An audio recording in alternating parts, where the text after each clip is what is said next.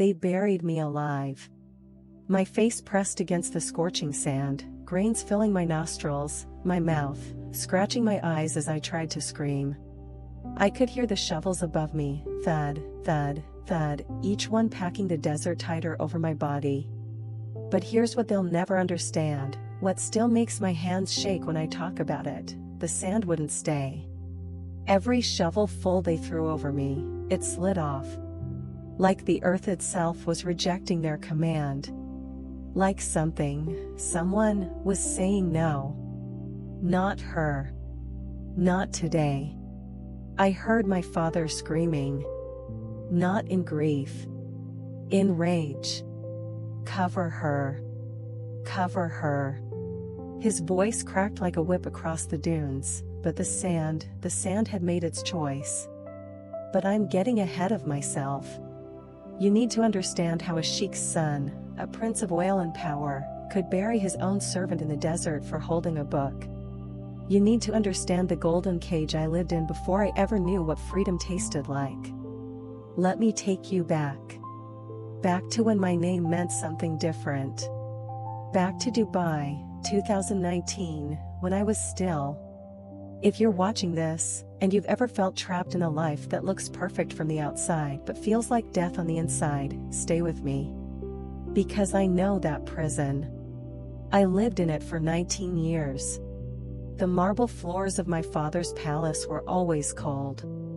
Italian marble, flown in at a cost that could feed a village for a decade. White with veins of gold running through it like the wealth that ran through our family's blood. I remember walking barefoot across those floors as a child, feeling the chill seep into my bones, wondering why something so beautiful had to be so cold. Just like everything else in my life. My name is Aisha. I was born into the Al-Rashid family, a name that opens doors across the Middle East, a name whispered in boardrooms and palaces, a name that carries the weight of oil billions and political power. My father, Sheikh Hassan al-Rashid, owned hotels, shipping companies, real estate across 3 continents. When he walked into a room, grown men lowered their eyes. When he walked into a room, I stopped breathing. Our home in Emirates Hills was a masterpiece of architecture and oppression. 17 bedrooms. A pool that sparkled like sapphires under the desert sun. Gardens maintained by an army of workers who were invisible to us, brown-skinned ghosts who trimmed hedges and watered roses and vanished before we could acknowledge their humanity. I wore Chanel and Dior. I had a closet the size of most people's apartments. Black abayas made of silk so fine they whispered when I moved. Hijabs embedded with Swarovski crystals. Jewelry that sat in velvet boxes, cold and unused, like everything beautiful in our home. But I couldn't leave. Not without permission. Not without a male escort. Not without a destination, a timeline, a reason that satisfied my father's interrogation. I was 19 years old, and I needed permission to breathe. Every morning, I woke to the call to prayer echoing from the private mosque my father had built on our grounds. Allahu Akbar, Allahu Akbar. God is greatest. God is greatest. The words bounced off marble and gold leaf, beautiful and hollow, like everything else we performed for heaven. I performed my prayers 5 times a day. I fasted during Ramadan until my stomach cramped and my head spun. I memorized the Quran in Arabic, even though half the time I didn't understand what I was reciting. I covered every inch of my body except my hands and face. I lowered my gaze around men. I obeyed my father. And I felt nothing. Have you ever prayed to someone you're not sure is listening?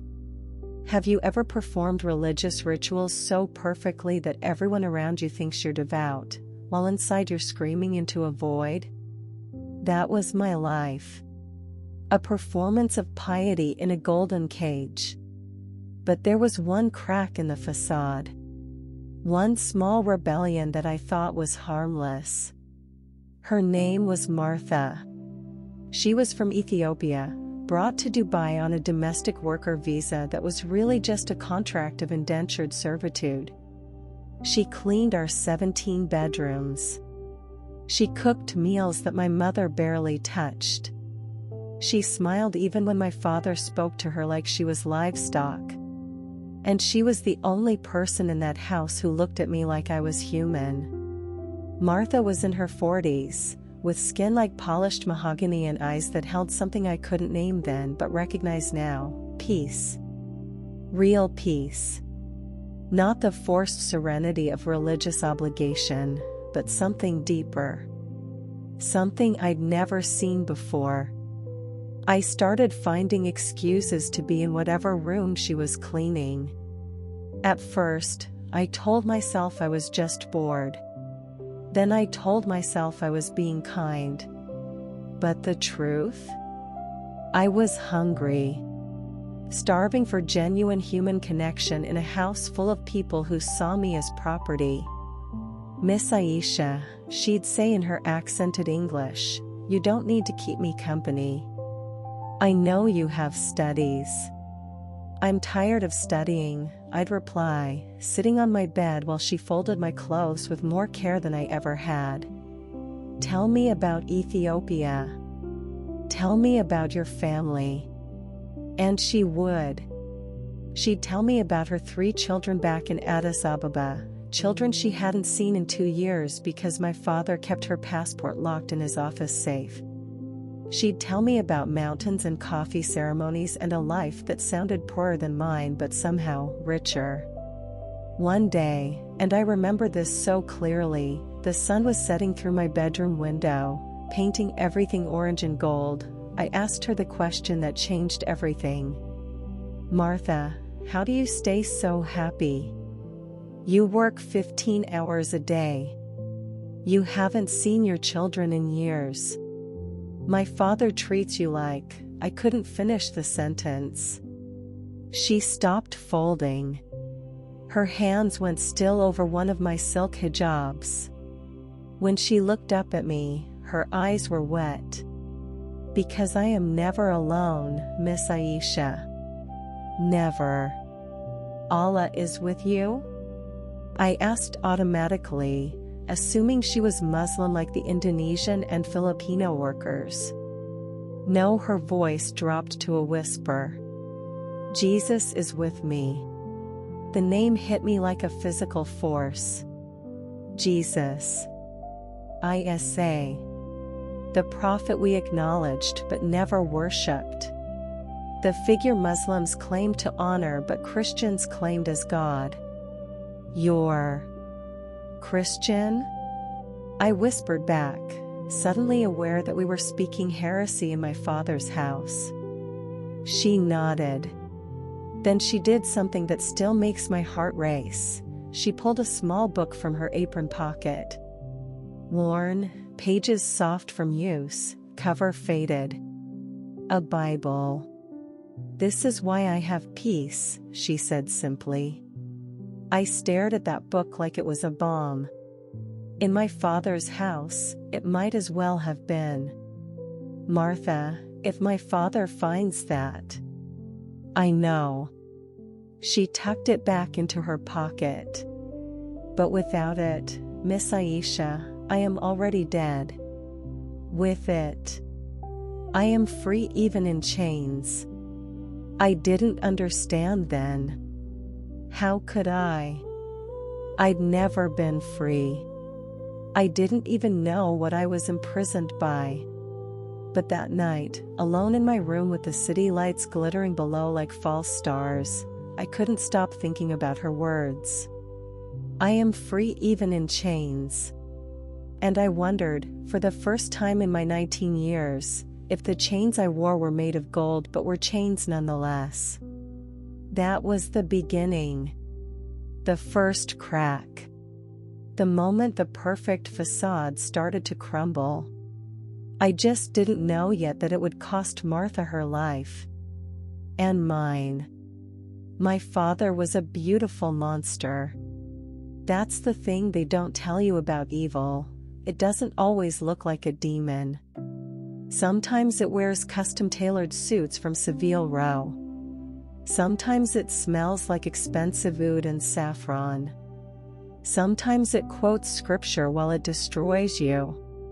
Sheikh Hassan al-Rashid stood 6 feet tall with a perfectly trimmed beard that was just starting to gray at the edges. Distinguished, they called it.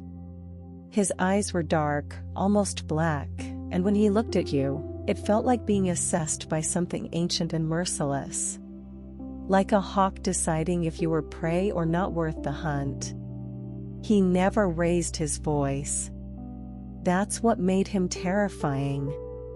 Men who scream can be predicted, can be avoided. But my father?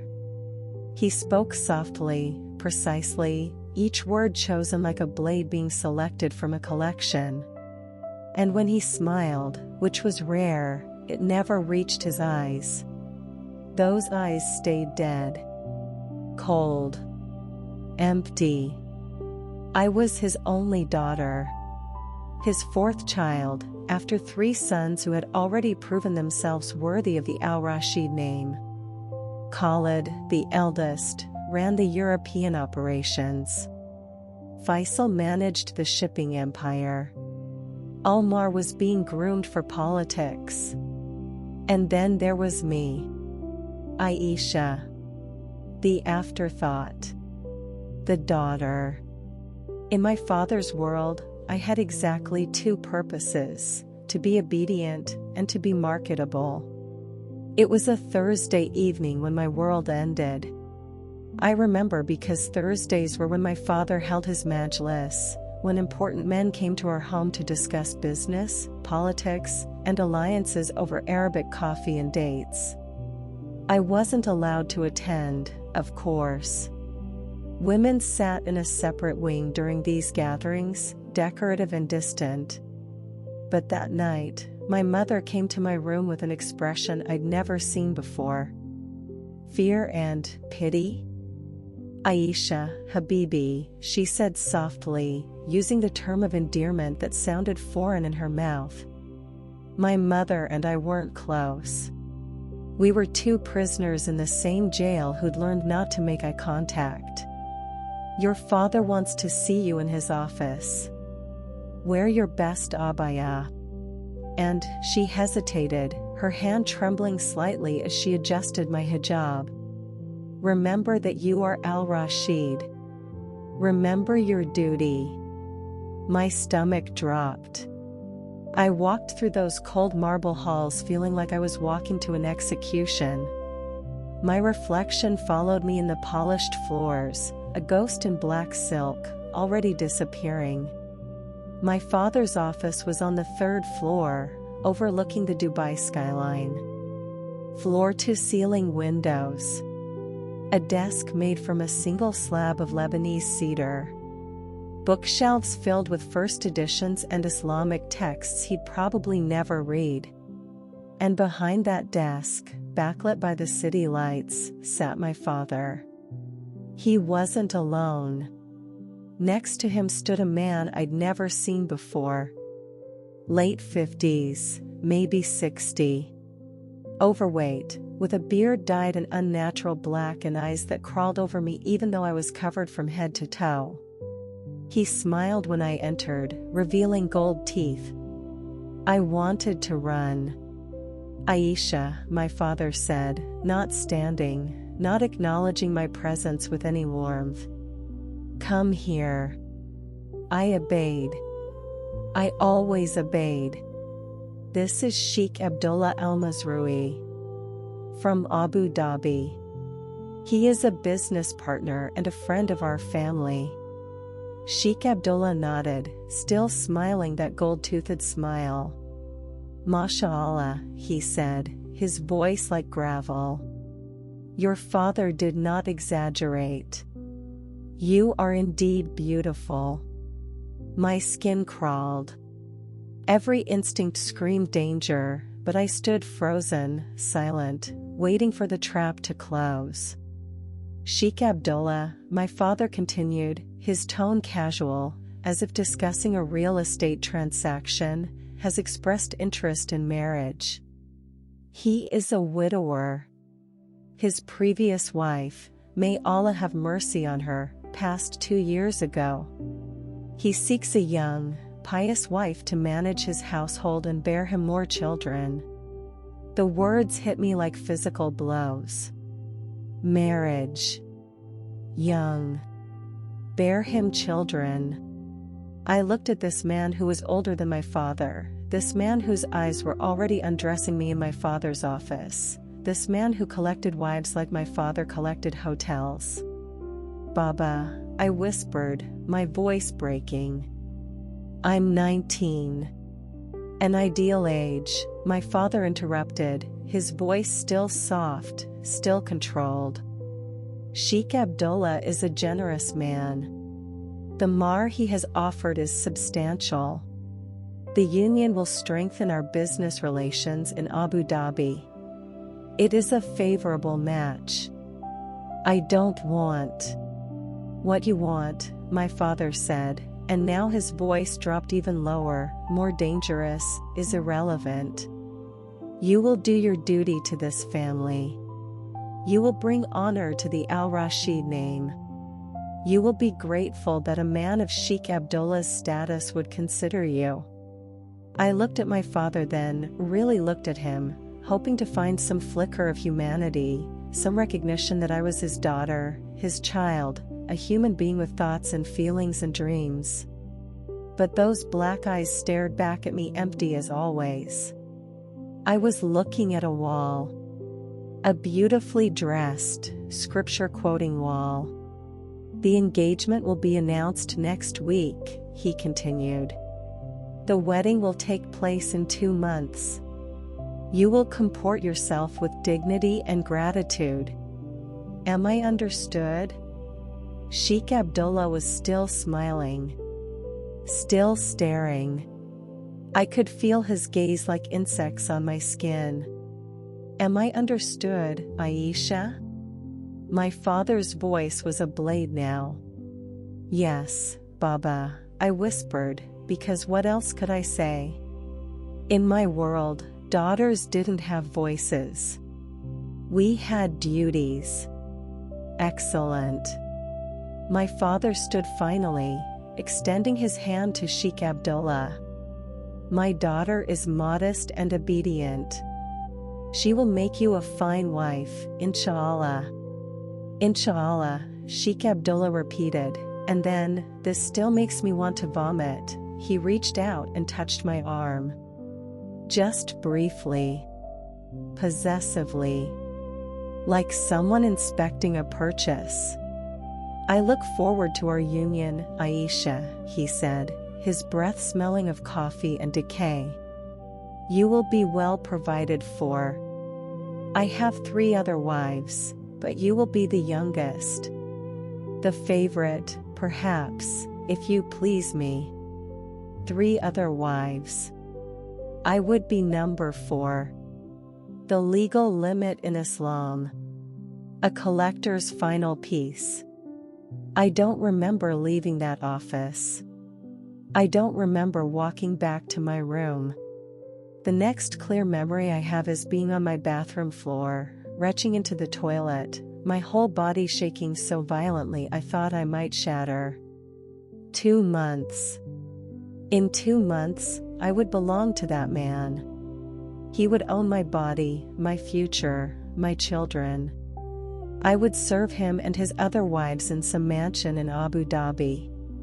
I would disappear into the role of obedient wife number 4, and Aisha, whatever Aisha might have been, would cease to exist. I pressed my forehead against the cold bathroom tile and I prayed. Allah, I begged, tears and snot and desperation pouring out of me. Allah, please.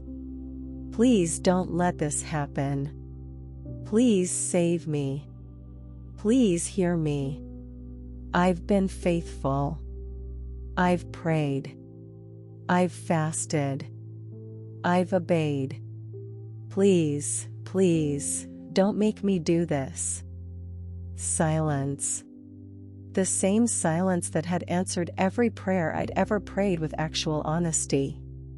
The same void that echoed back whenever I asked for anything beyond protection and blessings and the scripted requests I'd been taught. I prayed until my voice gave out. Until the call to Isha prayer echoed through the house and I had to get up, wash my face, pretend I was fine. Because in my family, we didn't have breakdowns. We had duty. That night, after everyone was asleep, I did something I'd never done before. I left my room and went looking for Martha. The servants' quarters were in the back of the house, small rooms barely larger than closets. I'd never been there. Daughters of sheiks didn't visit the help's quarters. But I didn't care anymore. I don't even know what I needed. Maybe just to see one person who'd look at me like I mattered. I found her door and knocked softly. She opened it, surprised, frightened to see me there at midnight. "Miss Aisha? What, is something wrong?" Everything was wrong. My whole life was wrong. But I couldn't say that, couldn't break down in front of her. "The book," I whispered instead. "The book you showed me. Can I see it again?" Understanding dawned in her eyes. Not just understanding, recognition. Like she'd been waiting for this moment. She pulled me into her tiny room and closed the door. Then she reached under her thin mattress and pulled out that worn Bible. "What happened?" she asked gently, placing the book in my trembling hands. "They're marrying me off," I said, and finally the tears came. "To a man older than my father. A man with 3 other wives. In 2 months, I'll be his property." And I prayed, Martha. I prayed so hard. But Allah doesn't hear me. He's never heard me. Martha took my hands, Bible between our palms. "Then maybe," she said softly, "you've been praying to the wrong God. Have you ever had someone speak a truth so dangerous, so revolutionary, that it feels like the ground is cracking open beneath your feet?" That's what her words did. They broke something fundamental in my understanding of reality. "What do you mean?" I whispered. "The God I serve," Martha said, her eyes fierce now, protective, "hears every cry. He sees every tear. He knows your name, Aisha. Your real name. Not daughter or property or wife number 4. Your name. And he loves you more than you can imagine." "Jesus?" I said, the name feeling forbidden on my tongue. "Yes. Jesus. Isa. The one who calls himself the way, the truth, and the life. Read for yourself." She opened the Bible, pages falling to a section marked with a faded ribbon. "Here. Matthew chapter 11, verse 28. I looked down at the English text, my hands shaking. "Come to me, all you who are weary and burdened, and I will give you rest." Something broke inside me when I read those words. Something that had been holding back a flood of grief and rage and desperate, aching loneliness. I was weary. I was so tired. Tired of performing, of obeying, of being invisible, of praying to silence. Can I keep this?" I asked. "Just for tonight?" Martha's face went pale. "Miss Aisha, if your father finds you with..." I know the risk. But please. I didn't finish the sentence. But she understood. She always understood. Hide it well, she finally said. And return it to me tomorrow. Promise me. I promise. I smuggled that Bible back to my room like it was contraband. Which, in my father's house, it was. And that night, instead of sleeping, I read. I read about a God who touched lepers, who spoke to prostitutes, who defended adulterers, who called the broken and the desperate and the forgotten blessed. I read about a God who died rather than force anyone to worship him. And for the first time in my 19 years, something that felt like hope flickered in the darkness. I didn't know yet that this book, these forbidden words, would cost Martha everything. I didn't know that my father would find out. I didn't know that in 3 weeks, I'd be standing in the desert watching them try to bury the only person who'd ever loved me. But that night, all I knew was that someone, somewhere, maybe, was listening. The wedding preparations began immediately. My mother came to my room the morning after the announcement with fabric samples, silks and cream and gold, lace imported from France, beading that caught the light like captured stars. She spread them across my bed like they were treasures instead of chains being gift-wrapped. "This one," she said, holding up a swatch of ivory silk against my face. "With your complexion, you'll look like a bride from the old stories. A princess." I wanted to scream, "Princesses in old stories get rescued. Who's rescuing me?" But I said nothing. I'd learned that silence was the only form of rebellion that didn't get punished. The house filled with women, aunts, cousins, family friends, all cooing over the blessed union and offering advice on how to please a husband. How to be submissive. How to manage sister wives without causing discord. How to bear the pain of the wedding night with grace. They talked about my body like it was a gift I was giving. They never asked if I wanted to give it. At night, I locked myself in my bathroom and prayed the Tahajjud, the late-night voluntary prayer that's supposed to be when Allah is closest, when He descends to the lowest heaven and asks, "Is there anyone calling upon me that I may answer?" I prayed it every night for 2 weeks straight. "Allah," I whispered into the darkness, forehead pressed against my prayer mat, "if you're real, if you're there, if you're listening, please. Change my father's heart. Make Sheikh Abdullah withdraw his proposal. Send me a way out. I'll be better. I'll be more devout. I'll memorize more Quran. I'll fast extra days. Just please, please, don't make me do this." Silence. Always silence. I performed wudu until my hands cracked from the constant washing. I recited Ayat al-Kursi 100 times a day for protection. I gave extra charity from my allowance, thinking maybe I hadn't earned Allah's favor yet. Maybe I hadn't suffered enough. Maybe I hadn't proven myself worthy of being heard. Have you ever begged someone for help and gotten nothing back but your own echo? That's what praying to Allah felt like. Like screaming into a well and hearing only my own desperation bouncing back at me. The engagement party was held on a Friday night, 3 weeks after the announcement.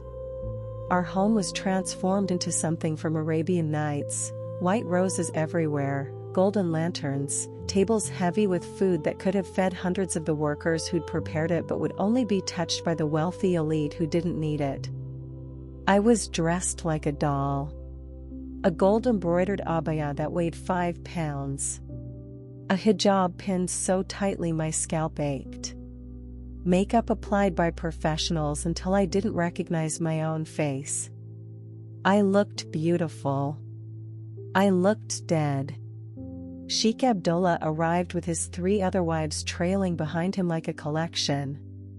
They were all young, mid to late 20s at most.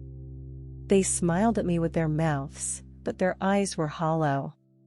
Resigned. I was looking at my future, and it had already given up. "MashaAllah," Sheikh Abdullah said when he saw me, his gold teeth glinting. "My bride is beautiful. Allah has blessed me." He placed a diamond necklace around my neck, the engagement gift. Heavy. Cold. Expensive. I felt it like a collar. The women ululated. The men congratulated my father on the beneficial alliance. I stood there, smiling, dying inside, while everyone celebrated my execution. But the worst part, the absolute worst, my mother was so proud. "You're bringing honor to our family," she whispered to me during the party, adjusting my hijab with something almost like tenderness. "You're doing what daughters are meant to do. I was married at 17 to your father. I barely knew him. But I did my duty, and Allah blessed me with children and comfort. You will see, Habibi. Submission brings peace." I looked at my mother, this woman who'd birthed me, who'd raised me, who'd taught me everything I knew about being female in our world, and I realized she was as much a prisoner as I was. She'd just learned to love her cage. "Did you ever want something different?" I asked her, desperate for any hint that I wasn't crazy for feeling like I was suffocating. Her face went cold. Distant. Different from what Allah has ordained? That's a dangerous thought, Aisha. Shaitan whispers such things. You should seek refuge in Allah from such ideas. Even my desperation was being blamed on the devil. I started having panic attacks. The first one hit during a dress fitting. The designer was pinning fabric around my waist, talking about how the dress would be modest yet elegant, how Sheikh Abdullah would be pleased, how my wedding would be talked about for years. And suddenly I couldn't breathe. The room tilted. My vision narrowed to a tunnel. My heart hammered so hard I thought it would break through my ribs. The fabric around me felt like it was constricting, crushing, burying me alive. "I can't, I need air," I gasped, tearing at the dress, stumbling backward. "Miss Aisha." The designer reached for me, confused, alarmed. I ran. Locked myself in my room. Sat on the floor with my back against the door, trying to remember how to breathe, feeling like I was drowning on dry land. 6 weeks until the wedding. 6 weeks until I belonged to him. That night, I prayed to Hajjat again. But this time, my prayer was different. Desperate. Angry. Allah, I've done everything right. Everything. I've obeyed my father. I've covered my body.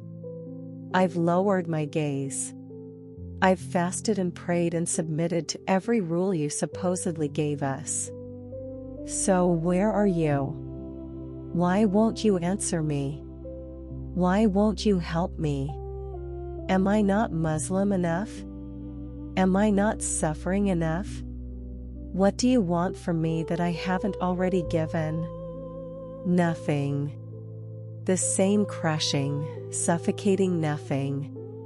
I grabbed my Quran from my bedside table, the expensive leather-bound one my father had given me when I'd finished memorizing Surah Yasin.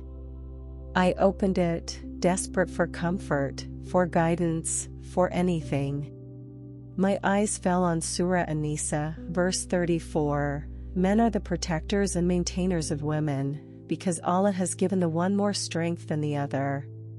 As to those women on whose part you fear disloyalty and ill conduct, admonish them, refuse to share their beds, and beat them. Beat them. I'd read this verse 100 times. I'd been taught the apologetic, it doesn't mean what it sounds like, the beating should be light, it's a last resort, you have to understand the historical context.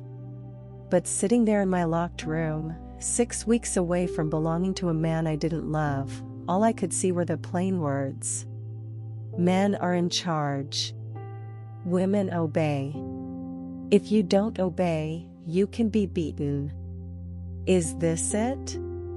I whispered to the empty room, to the silent God I'd been praying to my whole life. Is this all I'm worth? Is this the honor everyone keeps talking about? For the first time in my life, I let myself think the forbidden thought. What if this is wrong? What if all of this is wrong? I started sneaking the Bible back from Martha. I know, I'd promised to return it after one night. But I couldn't. After that first reading, I was starving for more. Every word felt like water in a desert. Every verse felt like someone actually seeing me. Martha was terrified. Miss Aisha, you must stop. If anyone finds out. Just a few more days, I'd beg. Please. It's the only thing keeping me sane. So she'd let me take it, and I'd hide it in a hollowed-out book on my shelf, one of the romantic novels my mother thought was appropriate for young women. I'd read it late at night, doors locked, lights low, my heart pounding with fear and hunger. I read about Mary, who was honored and chosen and called blessed. Not because she was obedient to men, but because she was obedient to God. I read about the Samaritan woman at the well, a woman with 5 husbands, an outcast, someone any respectable man would ignore. But Jesus spoke to her, saw her, offered her living water. I read about Jesus touching women who were unclean, healing them, defending them when men wanted to stone them for adultery while letting their partners walk free. I read, "Come to me, all who are weary and heavy laden, and I will give you rest. In this world you will have trouble. But take heart. I have overcome the world. For God so loved the world that he gave his only Son, that whoever believes in him should not perish but have eternal life." Every verse was a crack in the foundation of everything I'd been taught. In Islam, I was taught that Allah was merciful, but his mercy felt distant, conditional, dependent on my performance. In the Quran, I was a field to be plowed, a creature made from a crooked rib, someone who needed male guardianship because I was inherently deficient in intelligence and religion. But in this book, this forbidden book, I was beloved, created in God's image, valued, seen, worth dying for. If you've ever had your entire worldview shattered in the space of a few weeks, you know how terrifying that is. It's not liberating yet. It's just terrifying. Because if everything I'd been taught was wrong, what did that mean? That my father was wrong? That the imams were wrong? That the prophet himself was wrong? That thought alone felt like blasphemy worth hellfire. For weeks before the wedding, I had the first dream. I was in a desert, not the manicured sand of Dubai's tourist beaches, but real desert. Endless. Burning. I was walking, barefoot, the sand scorching my feet, the sun pressing down on me like a physical weight. I was looking for water. Dying of thirst. My lips were cracked, my throat was dust, my tongue swollen. And then I saw a well. I ran to it, desperate, and looked down into the darkness. But there was no water. Just a voice echoing up from the depths. You will never be enough. You will never be clean enough. You will never be obedient enough. You will never earn rest. I woke up crying, my pillow soaked with tears and sweat. The dream came back the next night. And the next. Always the same desert, thirst, voice, condemnation. On the fourth night, the dream changed.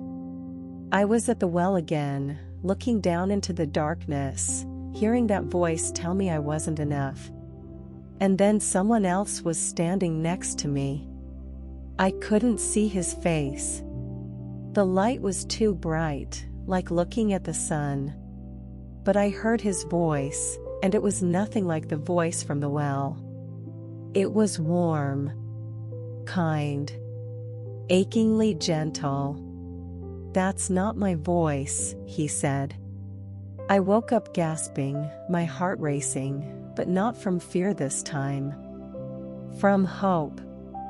3 weeks before the wedding, I stopped praying to Allah. I didn't make a dramatic decision. I just stopped. Because what was the point? He either wasn't there, wasn't listening, or didn't care about 19-year-old girls being sold to old men in the name of family honor. Instead, I started doing something that would have gotten me killed if anyone had known. I prayed to Jesus. Not formal prayers. Not rituals. Just talking. Whispering into the darkness of my room, feeling insane and desperate and strangely comforted all at once. Jesus, I'd whisper, if you're real, if you're actually God like this book says, I need you to show me. I need to know I'm not crazy. I need to know someone sees me. Someone cares. Because I can't do this. I can't marry that man. I can't live this life. I'd rather die. So if you're real, please, show me. And unlike all those prayers to Allah that disappeared into silence, this time, someone answered. The answer came through Martha's death. No, that's not right. Let me say it correctly. The answer came through what my father tried to do to Martha. It was a Tuesday afternoon, 3 weeks before my wedding. The house was buzzing with activity, caterers coming and going, wedding planners reviewing timelines, my mother obsessing over seating arrangements. I was supposed to be getting henna done, some elaborate bridal design that would take hours. I told them I had a headache. It wasn't a lie. I had a headache every day now, tension coiled at the base of my skull like a serpent. I went to my room, locked the door, and pulled out the Bible from its hiding place. I'd been reading the Gospel of John, and I was starving for more. The words felt like oxygen to someone who'd been suffocating their whole life. I was reading chapter 8, the story of the woman caught in adultery, when I heard the shouting. My father's voice. Loud. Sharp. That meant someone was about to be destroyed. I froze, Bible open on my lap, listening. Bring her to my office. Now. Footsteps. Crying. A woman's voice begging in Amharic, Martha's language. No. No, no, no. I shoved the Bible back into its hiding place, my hands shaking so badly I nearly dropped it. Then I crept to my door, opened it a crack, and peered out. 2 of my father's security men were dragging Martha down the hallway. She was crying, her hijab askew, her face twisted in terror. In one of the guards' hands was. My stomach dropped. Another Bible. smaller than the one I had. Probably her personal copy. They'd searched her room. I don't know why. Maybe someone had reported her. Maybe they did random checks on the servants' quarters. Maybe my father was just bored and wanted to flex his power. But they'd found her Bible. And in the UAE, in a sheikh's home, that was a death sentence. I should have stayed in my room. I should have hidden. I should have protected myself. But I couldn't. Because Martha was down there being destroyed for the same book that was currently hidden in my room. Because she was the only person in this entire mansion who'd ever treated me like a human being. Because maybe, just maybe, this was God answering my desperate prayer, "Show me you're real." I walked down to my father's office, my legs shaking, my heart hammering so hard I could hear it in my ears. The door was partially open. I could see inside. Martha was on her knees on the marble floor. My father stood over her, the small Bible in his hand, his face perfectly calm. That's how I knew how angry he was. The calmer he looked, the more dangerous he became. "How long?" he said, his voice soft as silk, deadly as poison. "Have you been bringing this filth into my home?" "Sheikh Hassan, please," Martha's voice was breaking. "I mean no disrespect. I am Christian. This is my holy book. I pray quietly, I bother no one. You exist in my home, you follow my rules," my father interrupted. "And my rules are based on Sharia, Islamic law. In an Islamic home, there is no permission for idol worship. I don't worship idols, I worship." The slap came so fast I barely saw it. Martha's head snapped to the side, blood appearing at the corner of her mouth. "You worship a dead man on a cross," my father said, still in that terrifying soft voice. "You worship a false prophet who claimed to be God. You corrupt my home with your shirk. Shirk. The unforgivable sin in Islam. Associating partners with Allah. Worse than murder, worse than anything. In a just Islamic society," my father continued, pacing now, "you would be given a choice, convert or die. But we are in the UAE, not Saudi Arabia. We are civilized. So I will simply have you deported. Today. Within the hour. You will return to Ethiopia with nothing but the clothes on your back. And you should thank Allah I am being merciful." Martha was sobbing now, and I understood why. Her passport was locked in my father's safe. Her children were in Ethiopia, waiting for the money she sent home each month. If she was deported without pay, without references, with a mark on her record for religious violation, her family would starve. "Please," she begged, and the sound of her desperation broke something in me. "Please, Sheikh Hassan. I have worked faithfully for 3 years. I have never complained. I need to send money to my children. Just give me my wages, just let me." "Your wages?" My father laughed. Actually laughed. "You brought blasphemy into my home and you think you deserve wages? You're lucky I don't have you arrested. You're lucky I don't call immigration and tell them you were proselytizing to my family. That's a crime, you know. You could go to prison." He was lying. She hadn't proselytized. She'd only answered my questions. But my father didn't care about truth. He cared about power. And that's when I did the most foolish, most brave, most suicidal thing I'd ever done. I pushed the door open and walked in. "Baba," I said, my voice somehow steady even though I was shaking apart inside. "Don't deport her. Please. She's a good worker. She's been faithful to our family." My father's head turned toward me slowly. His eyes narrowed. "Aisha, this doesn't concern you. Go back to your room." "She didn't do anything wrong," I pressed, even as every survival instinct screamed at me to obey. "Having a Bible isn't a crime in Dubai. She's allowed to be Christian. The law."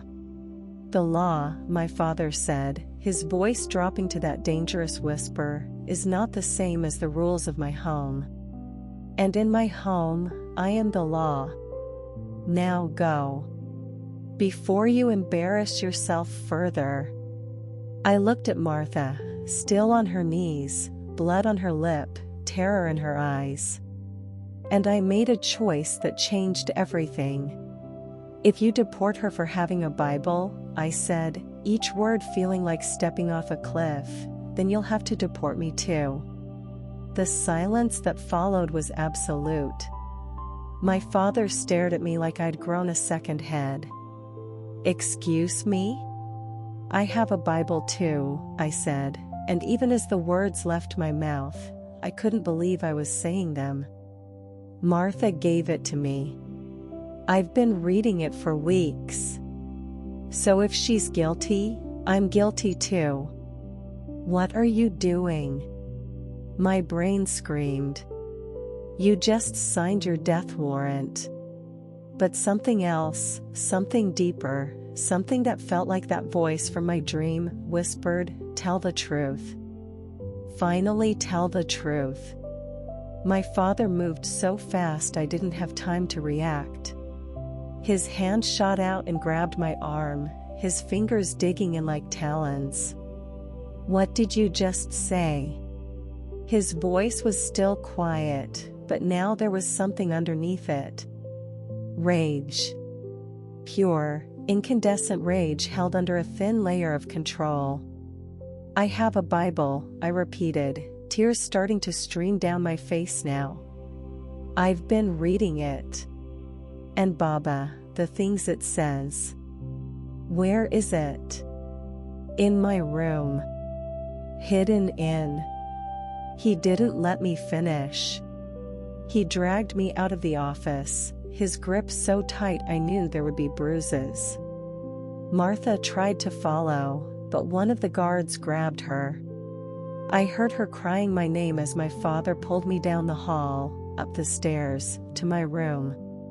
He threw the door open and released me with such force I stumbled. "Find it," he commanded. "Now." My hands were shaking so badly I could barely function. I went to my bookshelf, pulled out the hollow romance novel, and retrieved the Bible. When I turned around to hand it to him, I saw my mother in the doorway, her face pale with shock. My brother Khalid was there too, alerted by the commotion. I held out the Bible to my father. He stared at it like it was a poisonous snake. Then, slowly, he took it from my hands. For a long moment, he just looked at it. The worn leather cover. The soft pages. The marker ribbons. Evidence of Martha's years of devotion. Then he opened it. His eyes scanned the pages, pages filled with words I'd been drowning in for weeks. Words about love and redemption and grace and a God who came down from heaven to die for his enemies. "You've been reading this," he said flatly. "Willingly." "Yes." "Do you know what this is? Do you understand what poison you've been filling your mind with?" "It's not poison, Baba. It's lies." His control finally snapped. He threw the Bible across the room. It hit the wall and fell to the floor, pages bent. It's blasphemy and corruption and everything that's wrong with the West. And you, my daughter, have been secretly worshipping a false god under my roof? I haven't been worshipping, I've just been reading. Reading what? That Allah has a son? That God became a man? That you can drink wine and eat pork and fornicate and it's all fine because Jesus died for your sins? Is that what you've been reading? I've been reading that God loves me. The words burst out of me, loud and desperate and true. That He sees me as more than property. That He doesn't require me to earn His love through performance. That He... The slap came so hard my ears rang. I fell to the floor, tasting blood, my cheek exploding in pain. I'd never been hit before. Not once in 19 years. My mother gasped. Khalid stepped forward. Baba, maybe. Be quiet, my father said, his voice back to that terrifying calm. He stood over me while I curled on the floor, my hand pressed to my burning cheek. Aisha. Look at me. I looked up at him through tears. This, he said, pointing at the fallen Bible, is what happens when we allow corruption into our homes. When we allow Western ideas and Christian servants and softness. This is why daughters need to be controlled. Because left to yourselves, you fall into delusion. It's not delusion, I whispered. Baba, please, just read it yourself. See what it actually says. I know what it says. I know that Christians worship 3 gods and call it one. I know they believe a man is God, which is shirk. I know they've corrupted the true message that Isa brought and turned him into an idol. And I know that my daughter has been infected with this disease. He picked up the Bible from where it had fallen. Held it up. Tonight, he said, we will have a cleansing. The family will gather. You will burn this book with your own hands. You will recite Shahada and renew your commitment to Islam. You will beg Allah for forgiveness. And then, in 3 weeks, you will marry Sheikh Abdullah as planned. Perhaps a husband will bring you back to sense. And if I don't? The question came out before I could stop it. My father's smile was colder than the marble floors. Then you will learn what happens to apostates in a righteous household. They locked me in my room for the rest of the day. I sat on my bed, my cheeks still throbbing, my mind reeling, trying to process what had just happened. In a few hours, I would be forced to burn the Bible, to recite Shahada, the declaration of faith in Islam, and denounce everything I'd been discovering. And if I didn't want to think about that if I didn't. But something strange was happening inside me. Instead of feeling more terrified, I felt clear. Like a fog had lifted. Because for the first time in my life, I'd told the truth. I'd stopped performing. I'd stopped pretending. I'd stood up for something I believed in, even though it cost me everything. And that felt like freedom, even in a locked room. I knelt beside my bed, not facing Mecca, not performing wudu, not following any ritual I'd been taught, and I prayed. Jesus, I whispered, if you're real, I need you now. They're going to make me burn that book. They're going to try to force me back into the cage. And I don't know if I'm strong enough to resist. But if you're really God, if you really see me, if you really love me, please. Show me. Give me a sign that I'm not crazy. That this isn't just rebellion. That you're actually real. I waited, eyes closed, barely breathing. And then, so softly I almost missed it, I heard it. Not out loud. Not with my ears. But in my spirit, in the deepest part of me. I am with you. I will never leave you. Do not be afraid. Peace flooded through me. Not the absence of fear, the fear was still there, sharp and real. But peace underneath the fear. Like standing on solid ground even while a storm raged overhead. I didn't know yet that tonight, when they tried to make me burn the Bible, the fire would refuse to touch it. I didn't know that Martha would make a choice that would lead to the desert, to the sand that wouldn't cover her, to the miracle that would shatter my family. I didn't know that Jesus was about to prove he was real in a way that no one could deny. But sitting there in my locked room, my cheeks still aching from my father's slap, I felt something I'd never felt before. Hope. They came for me at sunset. The call to Maghrib prayer echoed through the house, Allahu Akbar, Allahu Akbar, and I heard the lock on my door click open. My brother Khalid stood in the doorway, his face unreadable. It's time, he said quietly. Everyone's gathered in the courtyard. My legs felt like water as I stood. My cheeks still throbbed where my father had struck me, a reminder of what happened when you stepped out of line in the Al-Rashid household. Khalid, I whispered, desperate for any ally, please. You don't think this is wrong? Forcing me to. What I think doesn't matter, he interrupted, but his voice was gentle. Almost sad. Baba has decided. And when Baba decides, we obey. You know this, Aisha. You've always known this. Yes. I'd always known this. That's what made the next few hours so terrifying. I was about to break the only rule that mattered in our family. Obedience. The courtyard had been transformed into a stage for my public repentance. The family was assembled, my father, my mother, my 3 brothers and their wives, several aunts and uncles who lived nearby. Even some of my father's business associates were there.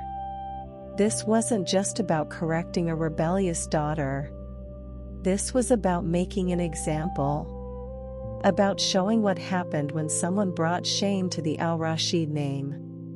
In the center of the courtyard stood a large brass brazier, already burning with flames that licked at the evening air. The smell of burning wood and coal filled my nostrils. On a small table beside the brazier sat Martha's Bible, the one I'd been reading for weeks. My father stood beside the fire, waiting. He was dressed in a pristine white thobe and bisht, looking every inch the righteous sheik. His face was composed, serene even. Like this was just another family gathering instead of a public execution of my soul. Martha was there too, held between 2 guards near the back. Her face was swollen from crying, her eyes meeting mine with such anguish it physically hurt to look at her. This is my fault, her expression said. I'm so sorry. No, I wanted to scream back. You gave me the only real thing I've ever had. Don't apologize for that.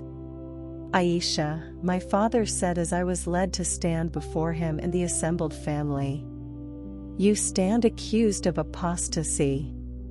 Of reading Christian scripture. Of entertaining blasphemous ideas about Allah and His Prophet.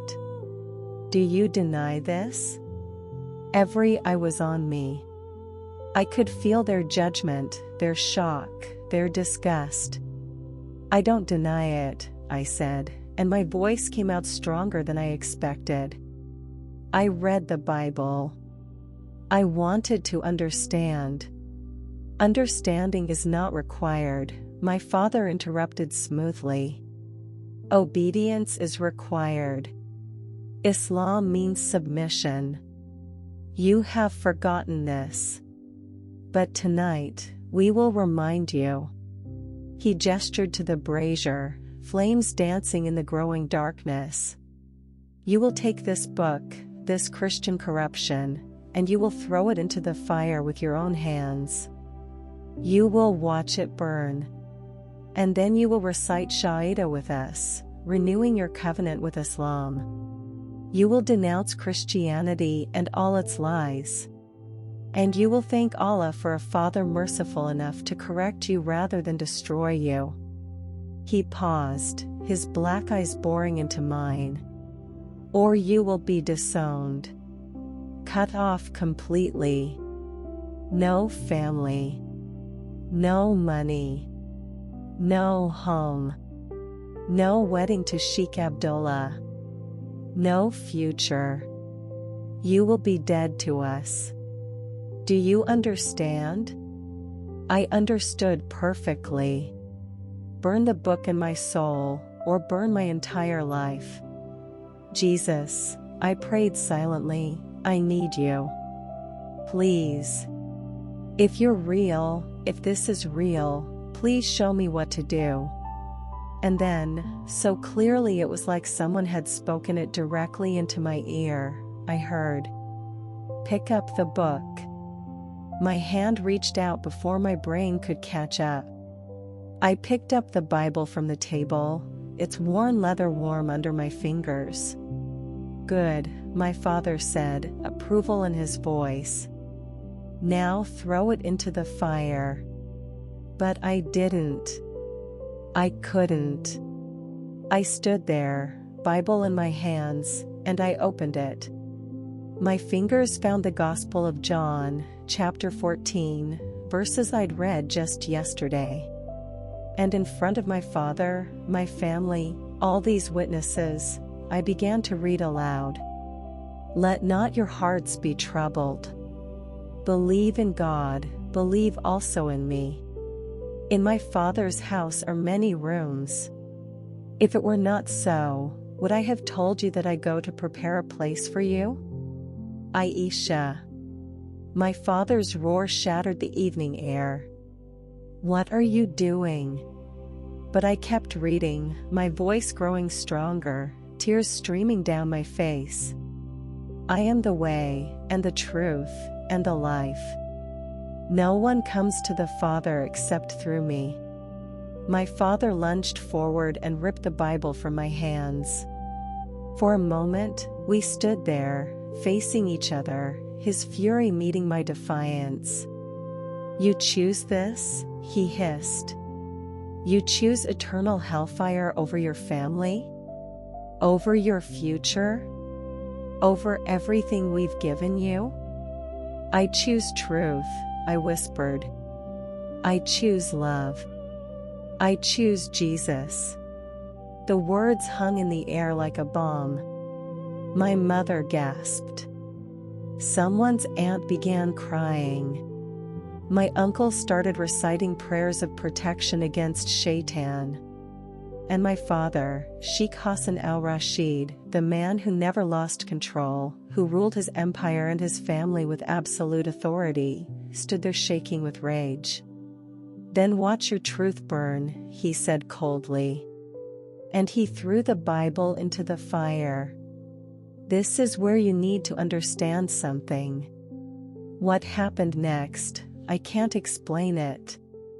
I can't make it make sense. I can only tell you what I saw. The Bible hit the flames. And the flames parted.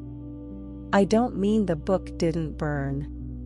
I mean the fire literally moved away from it, like oil recoiling from water.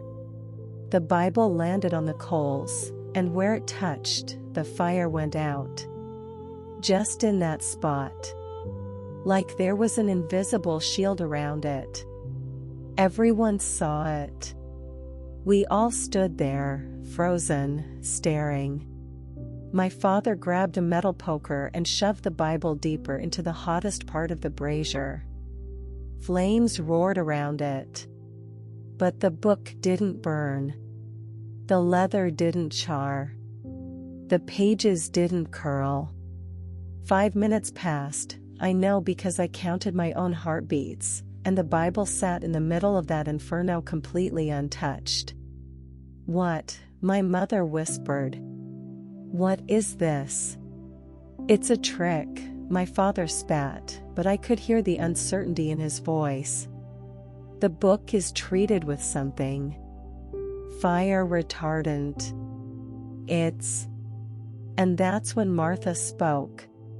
"It's God," she said, her voice carrying across the courtyard.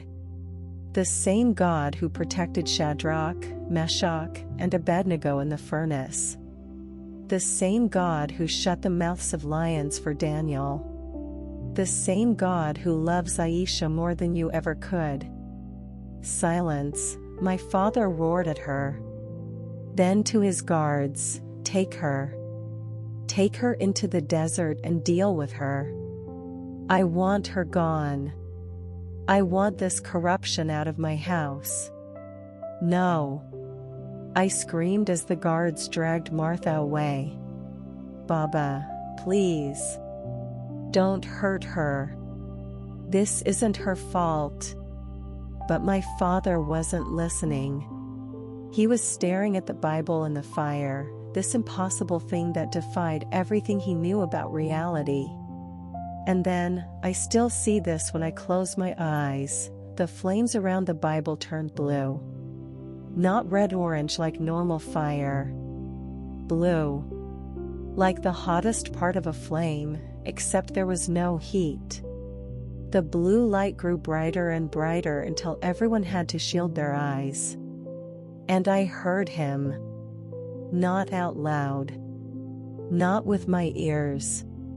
But in my spirit, in the core of my being, in a way that was more real than any physical sound. "I am the resurrection and the life. Whoever believes in me, though he die, yet shall he live." The blue fire exploded outward. Not with heat, with light. Pure, white, impossible light that washed over the entire courtyard. And in that light, I saw him. Jesus. How do I describe seeing God? How do I put into words something that shattered every category my brain had for understanding reality? He was standing in the center of the courtyard, inside the light, and he was more real than anything I'd ever seen. More solid, more present, more there than the marble under my feet or the air in my lungs. His face, I can't describe his face. Every time I try, the memory shifts like trying to look directly at the sun. But his eyes saw everything. Every secret, every sin, every wound, every fear. He looked at me and I was completely known. And instead of shame, I felt loved. He was wearing simple white robes that seemed to be made of the light itself. His hands, I could see the scars. The holes where nails had pierced flesh. And he was reaching one of those scarred hands toward me. "Aisha," he said, and his voice was everything I'd been searching for my entire life. "Daughter. Beloved. Mine." I fell to my knees.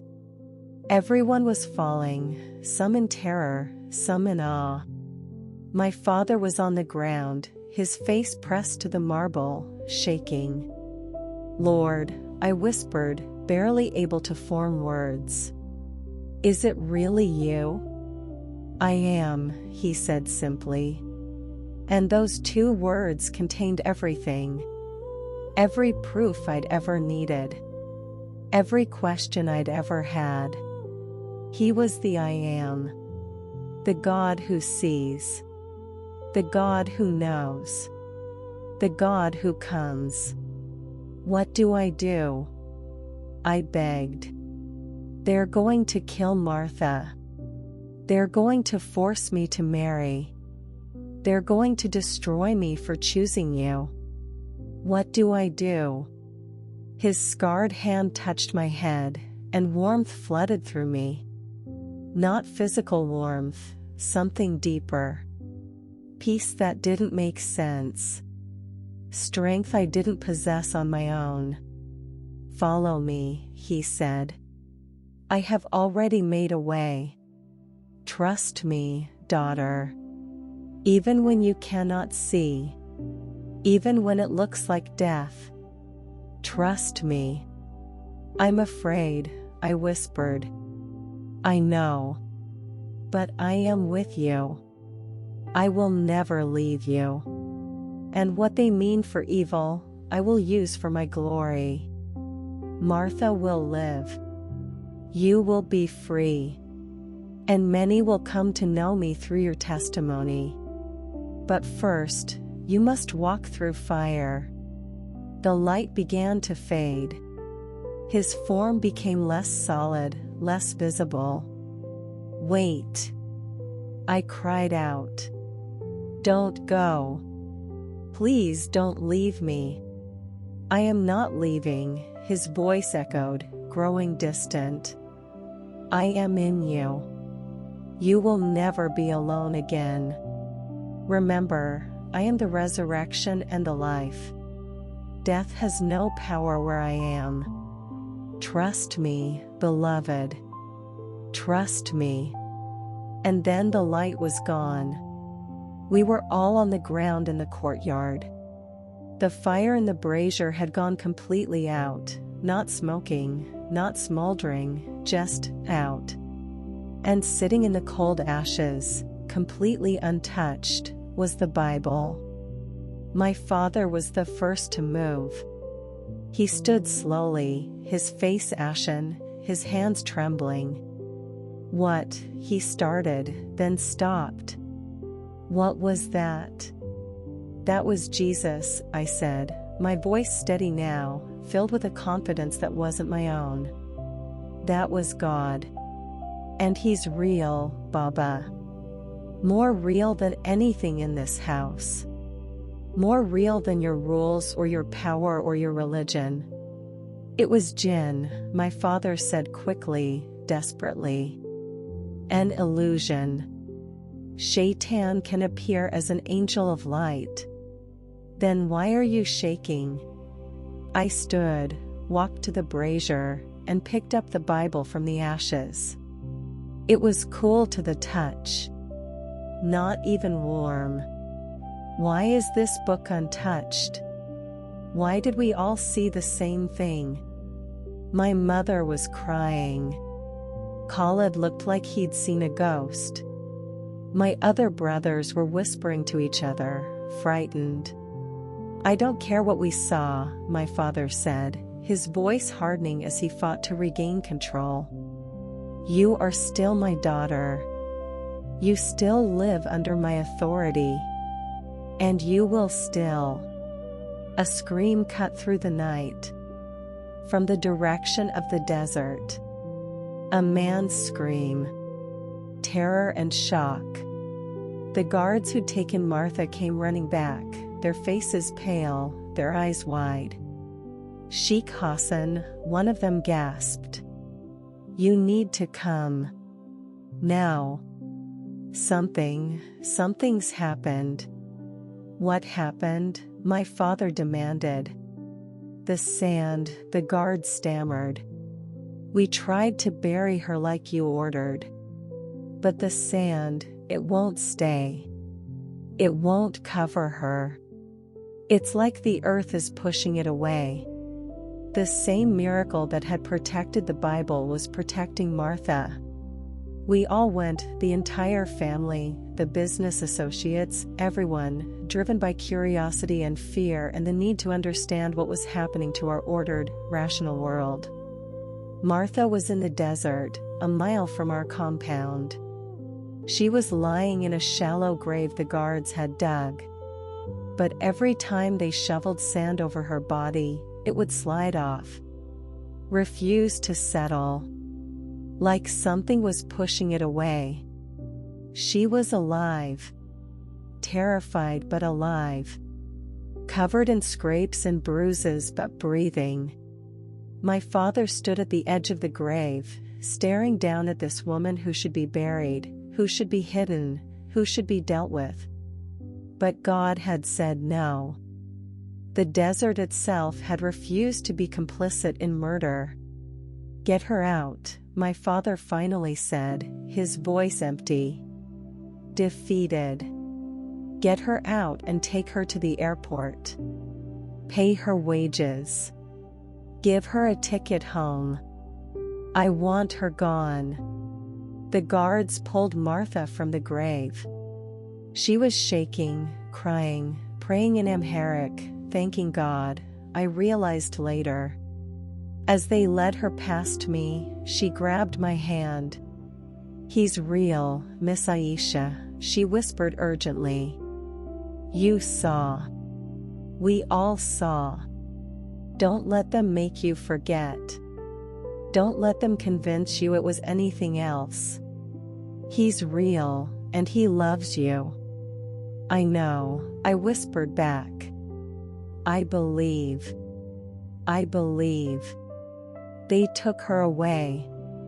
I never saw Martha again in person, but that's not the end of her story. God wasn't finished yet. The ride back to the house was silent.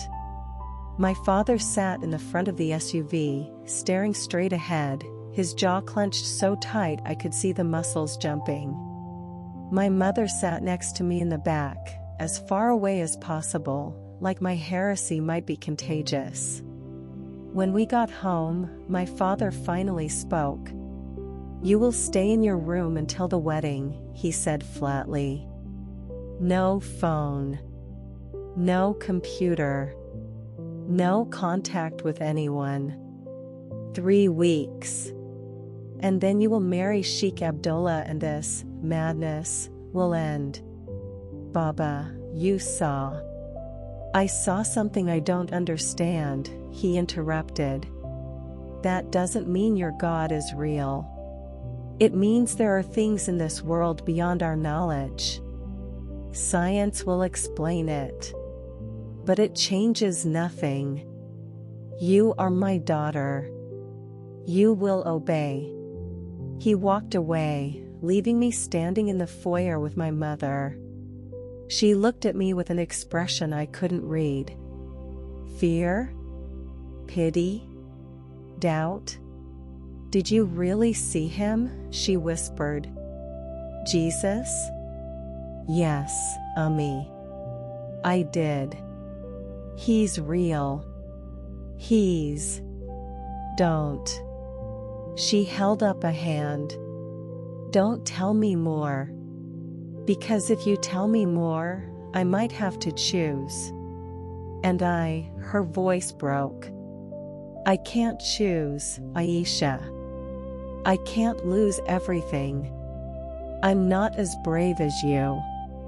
She walked away too, leaving me alone. But I wasn't alone. For the first time in my life, I truly, deeply, absolutely knew I was not alone. Jesus had appeared. The Bible had refused to burn. The sand had refused to cover Martha. God had shown up. Undeniably. Miraculously. Publicly. And now I had to decide, would I trust him with what came next? Even if it meant walking through fire? They locked me in my room for 3 weeks.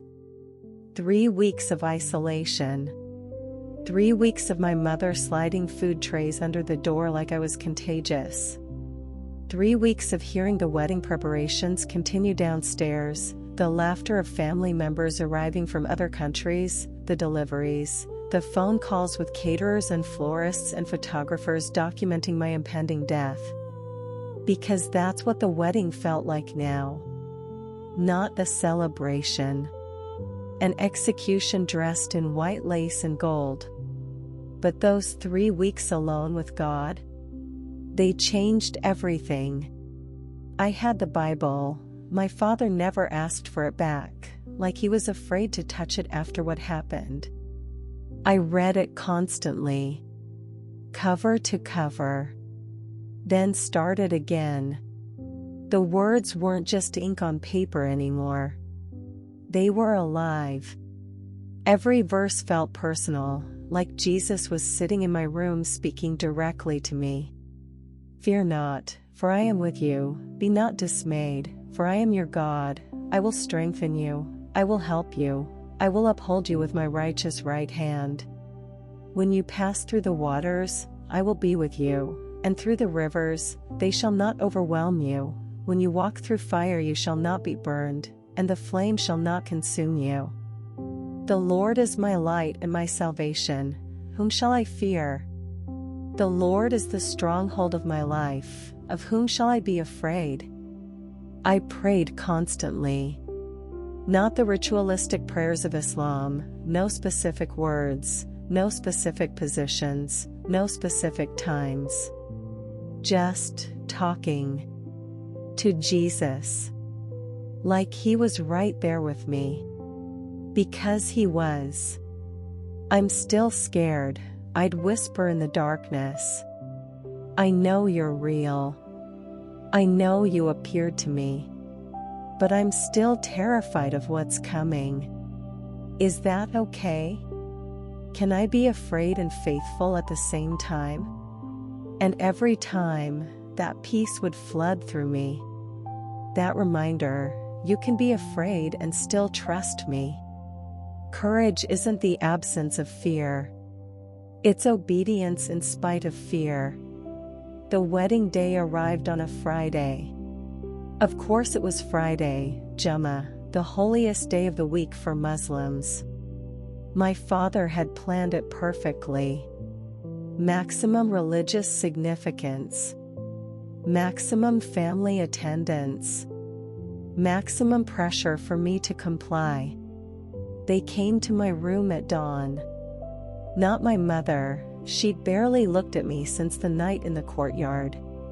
Instead, they sent my aunts and the wedding coordinator, a small army of women tasked with transforming me into a bride. You look thin, one aunt commented as they pulled me toward the bathroom. Have you been eating? I had been eating. Barely. Fear has a way of killing your appetite. But I'd also been fasting, not the Islamic fast of Ramadan, but Christian fasting. Seeking God. Asking for wisdom. Begging for a miracle. They bathed me like I was a child. Scrubbed my skin with rosewater and milk. Rubbed expensive oils into every inch of my body, preparing the sacrifice, I thought darkly. They waxed and plucked and buffed until I was smooth and polished and perfect. Then came the dress. It was beautiful, I have to admit that. Ivory silk with intricate gold embroidery, crystals catching the light like captured stars. A hijab made of French lace, so fine it was almost transparent. They'd spent a fortune on this costume for my nightmare. When they finished, they stood back to admire their work. Mashallah, one aunt breathed. You look like a princess from the old tales. I looked in the mirror and saw a ghost. A beautiful, expensively decorated ghost. Can I have a moment alone? I asked. Before we go downstairs? They hesitated, glancing at each other. They'd been instructed not to leave me unsupervised. My father worried I might run, or hurt myself, or do something to sabotage the wedding. Just 5 minutes, I pleaded. Please. I need to pray. That they understood. That was acceptable.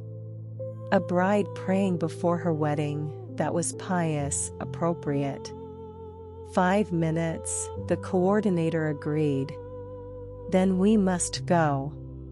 The car is waiting. They filed out, leaving me alone in my room for the first time in 3 weeks. I locked the door behind them and ran to my bed. I'd hidden the Bible under my mattress. If they found it now, I didn't care. I was past the point of hiding. I opened it to Psalms, my hands shaking so badly I could barely turn the pages. I needed to hear from God. I needed to know what to do. Because in less than an hour, I would be in a car heading to the Grand Mosque where Sheikh Abdullah waited. In less than 2 hours, I would be standing before an imam, being asked if I consented to this marriage. And I had to decide, would I say yes and save myself, or say no and destroy everything? My eyes fell on Psalm 27. I'd read it before, but now the words hit different. The Lord is my light and my salvation, whom shall I fear? The Lord is the stronghold of my life, of whom shall I be afraid? When the wicked advance against me to devour me, it is my enemies and my foes who will stumble and fall. Though an army besiege me, my heart will not fear. Though war break out against me, even then I will be confident. Jesus, I whispered, pressing the Bible to my chest, I'm about to go to war. I'm about to face my father, Sheikh Abdullah, my entire family, and tell them no. And they're going to destroy me for it. So I need you. I need you to be my light, my salvation, my stronghold. Because I have nothing else. I've lost everything else. You're all I have left. I waited, barely breathing, desperate for a sign, a word, anything. And then I felt it. Not a voice this time. Not a vision. But a knowing. Deep and certain and unshakable. Today is the day I set you free. The wedding venue was the Grand Mosque in the heart of Dubai's old district. My father had rented the entire facility, because of course he had. Sheikh Hassan al-Rashid didn't do anything small. The mosque could hold 1,000 people, and it looked like he'd invited all of them. I arrived in a Rolls-Royce, surrounded by my aunts and female cousins, all of them chattering excitedly about the celebration to come. No one seemed to notice that the bride looked like she was being driven to her own funeral. The women's section of the mosque was decorated like something from Arabian Nights. White roses and gold fabric everywhere. Chandeliers dripping with crystals. Tables laden with sweets and dates and Arabic coffee served in delicate cups. And everywhere, people. Extended family I barely knew. My father's business associates and their wives. Wealthy socialites from across the Emirates. All of them dressed in their finest abayas and jewelry, all of them here to witness the al-Rashid daughter make an advantageous match. My mother was already there, seated in the place of honor. When she saw me, her face went carefully blank. She'd made her choice weeks ago, family over truth. Safety over freedom. I couldn't even be angry at her anymore. I just felt sad. Sheikh Abdullah's 3 other wives were there too, seated together, watching me with those same hollow eyes. This was their future I was looking at. This was the life I was choosing if I said yes. One of them, the youngest, maybe 25, caught my eye. And she mouthed 2 words. Run. Please. The ceremony was supposed to be simple. In Islamic tradition, the bride doesn't even have to be present for her own wedding. A male guardian can consent on her behalf.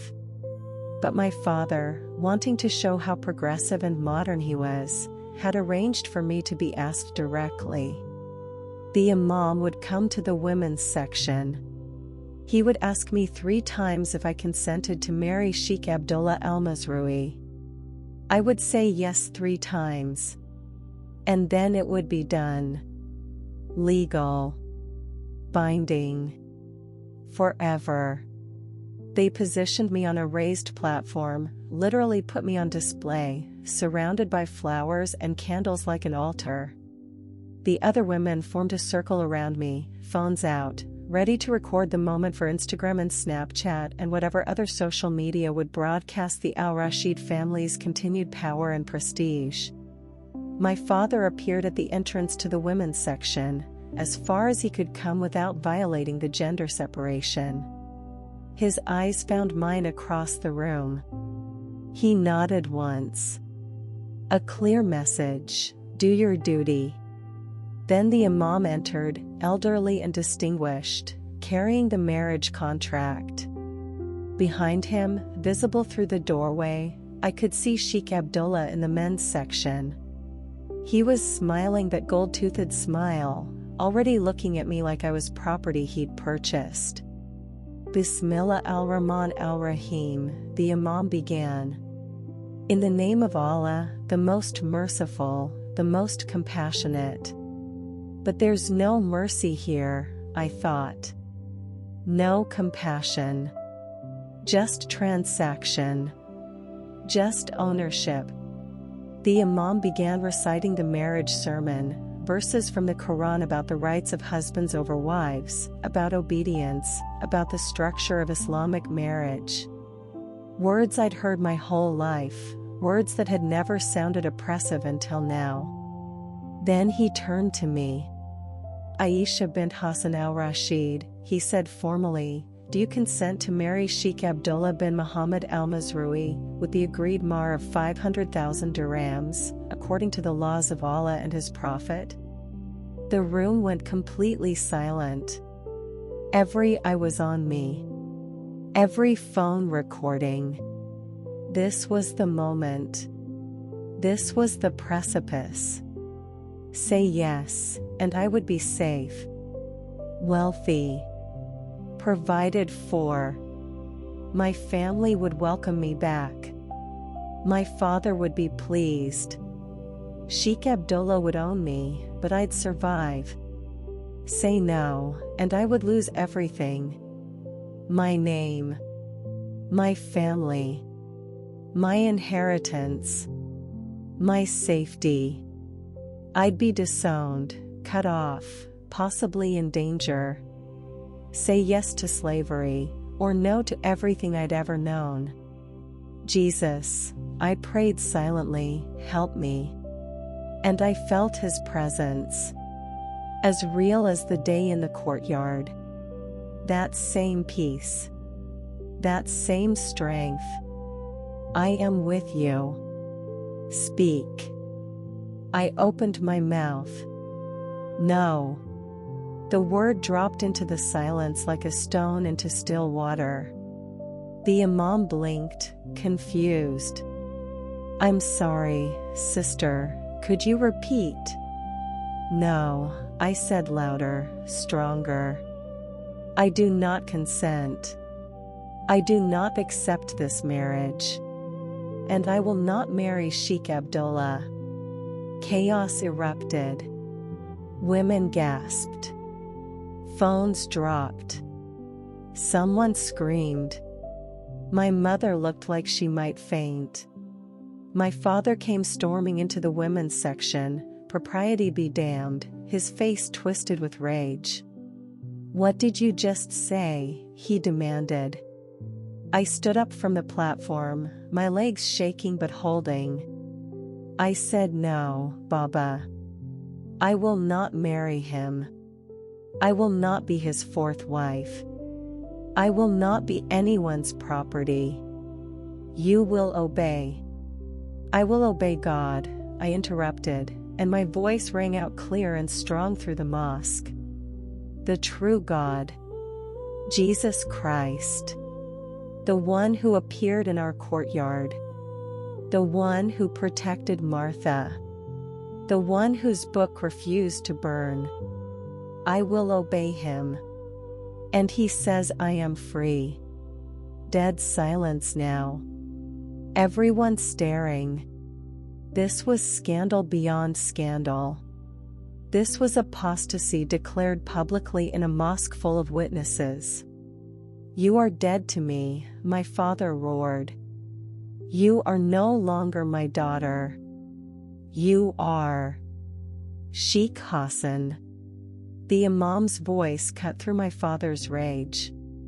The old man was staring at me with an expression I couldn't read. Not anger. Something else.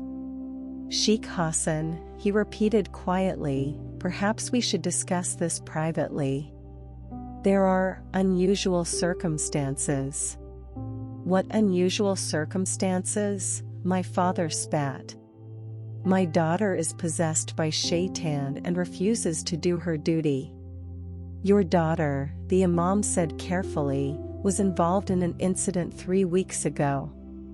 An incident that many people witnessed.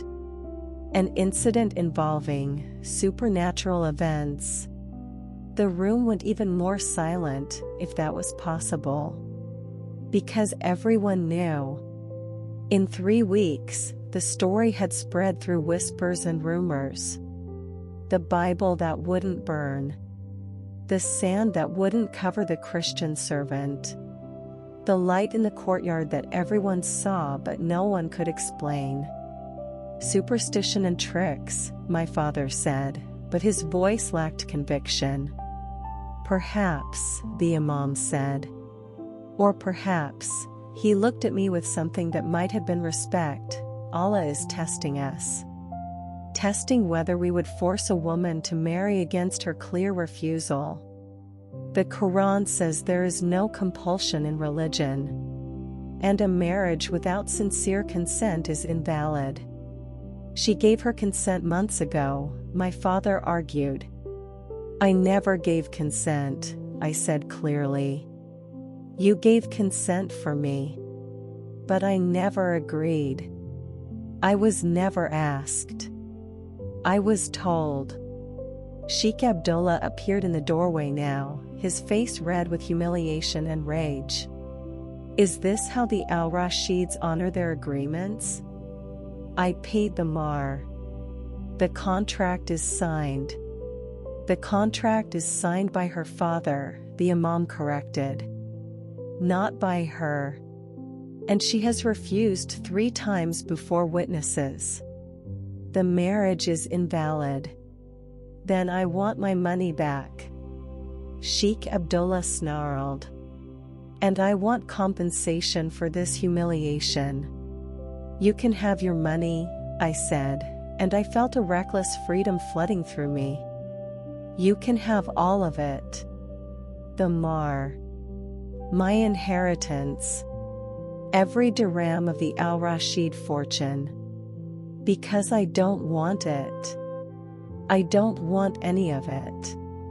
I just want to be free. My father moved so fast I didn't see it coming.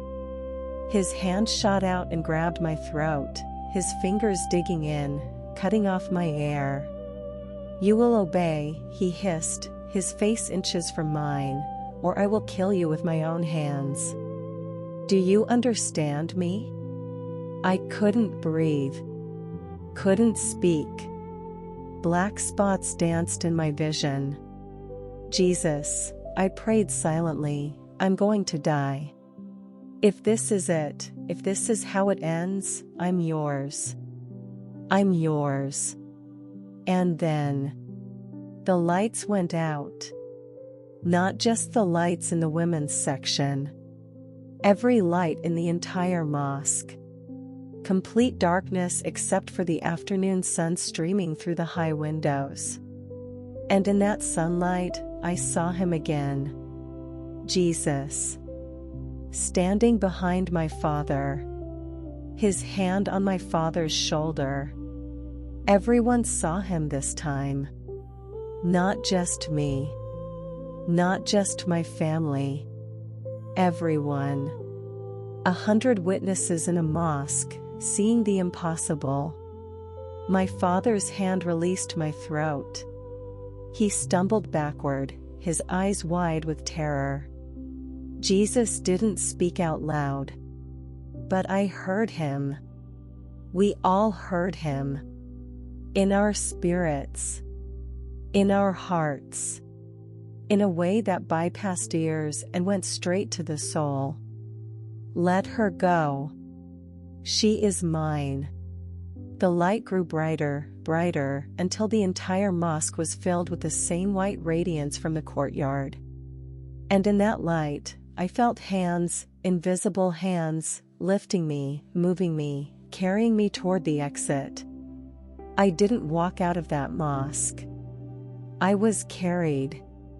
By angels or the Spirit or Jesus himself, I don't know. But my feet barely touched the ground. Behind me, I heard sobbing, praying, chaos and confusion and fear. And ahead of me, the door stood open. Sunlight beyond. Freedom beyond. I walked through that door and into the blinding brightness of late afternoon Dubai. I was still wearing my wedding dress. I had no money, no phone, no identification. I was publicly disowned, probably in danger, definitely alone in a city where women didn't survive without male protection. But I was free. And Jesus was with me. I walked for hours. I don't know where I was going. I just walked. The sun set, painting the Dubai skyline in shades of orange and gold. The call to Maghrib prayer echoed from 1,000 mosques. I'd heard that call my entire life, a sound that represented structure, control, obligation. Now I heard something different. I heard Jesus saying, "It is finished." My phone buzzed in my dress pocket. I'd forgotten they'd given me my phone back for the wedding, for photos, for social media updates that would never happen now. It was a text from a number I didn't recognize. Aisha, this is Martha. I am safe in Ethiopia. I heard what happened. There is a church in Marina district that helps women escape. Pastor James. Tell him I sent you. Jesus loves you, sister. You are not alone. I stood there in the middle of the sidewalk, people flowing around me in their evening routines, and I laughed and cried at the same time. Because God had made a way. Even when I couldn't see it. Even when it looked impossible. He'd made a way. The Marina district was on the other side of Dubai. I stood on the sidewalk in my wedding dress, the sun disappearing behind the skyscrapers, trying to figure out how to get there. I had no money for a taxi. My credit cards were linked to my father's accounts. Using them would be like sending him a GPS signal of my location. I started walking. Again. If you've never been to Dubai, you need to understand something. It's not a city designed for pedestrians. It's a city built for air-conditioned luxury cars, for wealth and comfort and displays of excess. Walking, especially as a woman alone at night, marked you as someone without resources. Someone vulnerable. And I was both of those things now. Sister, a man's voice called out as I passed a shisha cafe. Sister, are you lost? Do you need help? I kept my head down and walked faster. My father had taught me well, never make eye contact with men on the street, never engage, never show weakness. For once, his paranoid rules might actually save me. But the man followed. Sister, wait. You're wearing a wedding dress. Are you okay? I'm fine, I said without stopping, my heart hammering. My family is just ahead. Lie. but what else could I say? I just escaped my own wedding and my father wants me dead? That would get me either arrested or trafficked. The man finally stopped following, but I could feel his eyes on my back. I turned down a side street and pressed myself against a wall, trying to catch my breath, trying not to have a panic attack. Jesus, I prayed desperately, I need help. I need protection. I need. Miss? I spun around to find a woman standing there. Mid-40s, Filipino, wearing a nurse's uniform and carrying grocery bags. Her eyes were kind but concerned. Miss, are you in trouble? She asked gently.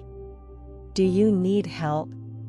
Something in her voice, something safe, something familiar, made me break. Yes, I whispered, tears streaming down my face. Yes, I need help. I'm trying to get to Marina District. To a church. Pastor James. I don't have money or transportation or. Pastor James? Her face lit up with recognition. At Faith Community Church. I nodded frantically. I know that church, she said, smiling now. My sister goes there. Come. I have a car. I'll take you. I will never leave you. I will never forsake you. Jesus had sent help. In the form of a Filipino nurse whose name I never even asked, he had provided exactly what I needed exactly when I needed it. The drive to Marina took 40 minutes through Dubai's evening traffic. The nurse, she finally told me her name was Rosa, didn't ask many questions. She didn't pry about why I was wandering the streets in a wedding dress. She just drove, occasionally glancing over at me with compassion in her eyes. You're very brave, she said quietly as we crossed the Business Bay Bridge. Whatever you're running from, you're very brave. I don't feel brave, I admitted. I feel terrified. Brave people usually do, she replied with a soft smile. Courage isn't not being scared. It's doing what's right even though you're scared. That's what Jesus said too, I thought. Faith Community Church was tucked between two high-rise apartment buildings in Marina, easy to miss if you weren't looking for it. Just a simple building with a cross above the door, small and unassuming in a city of architectural excess. Rosa pulled up to the curb and turned to me. Do you have somewhere to stay tonight? No. I don't know. Martha said they help women. They do, Rosa assured me. Pastor James and his wife, they've helped many women escape bad situations. They'll take care of you. But here, she reached into her purse and pulled out some dirham notes. Take this. Just in case. For food or whatever you need. I can't. Yes, you can. She pressed the money into my hand. Jesus says when we help the least of these, we help him. So you're doing me a favor, okay? I was crying again. How did I still have tears left? Thank you, I whispered. Thank you so much. Thank Jesus, she said. He's the one who put you in my path. Or me in yours. She squeezed my hand. Be safe, sister. And remember, you're not alone anymore. She drove away, leaving me standing in front of the church in my wedding dress, holding a handful of dirham notes and feeling like I'd just witnessed another miracle. The church door was unlocked. I pushed it open and stepped into a small foyer decorated with children's artwork and bulletin boards announcing Bible studies and prayer meetings. Everything about it was modest, simple, so different from the opulent mosques I'd grown up in. And somehow, more sacred. "Hello?" I called out softly. "Is anyone here?" Footsteps from somewhere in the back. Then a man appeared, older, maybe 60, with gray hair and kind eyes behind wire-rimmed glasses. He was wearing jeans and a polo shirt, casual and approachable. "Can I help you?" he asked, then his eyes widened as he took in my wedding dress. "Oh my goodness. Are you Aisha?" I blinked in surprise. "How did you?" "Martha called me 2 hours ago," he said, his face breaking into a warm smile. "She said you might need help. That you'd chosen Jesus and walked away from your wedding. She said," he paused, emotion thickening his voice, "she said God did a miracle. Multiple miracles. You're Pastor James?" "I am. And you, dear girl, are an answer to prayer." He opened his arms. "Welcome home." I didn't even think. I just walked into that embrace and broke down completely. All the fear, all the stress, all the terror of the past 3 weeks poured out in loud, ugly sobs against this stranger's shoulder. And he just held me. This man who didn't know me, who owed me nothing, who was risking his own safety by sheltering an escaped daughter of a powerful sheik, he just held me and let me cry. "You're safe now," he murmured. "You're safe. Jesus brought you here, and will take care of you. You're not alone. I will never leave you. I will never forsake you." He'd kept his promise. Pastor James took me to his apartment above the church where he lived with his wife, Sarah. Sarah took one look at me and immediately went into mother hen mode. She ran me a bath, found me clean clothes, simple jeans and a t-shirt that felt like freedom after years of abayas, and made me tea and sandwiches while I told them my story. I told them everything. The forced engagement. Finding the Bible. Martha. The courtyard. The fire that wouldn't burn the book. The sand that wouldn't cover Martha. Jesus appearing. The wedding. The escape. They listened without interrupting, their faces showing shock and awe and joy and grief by turns.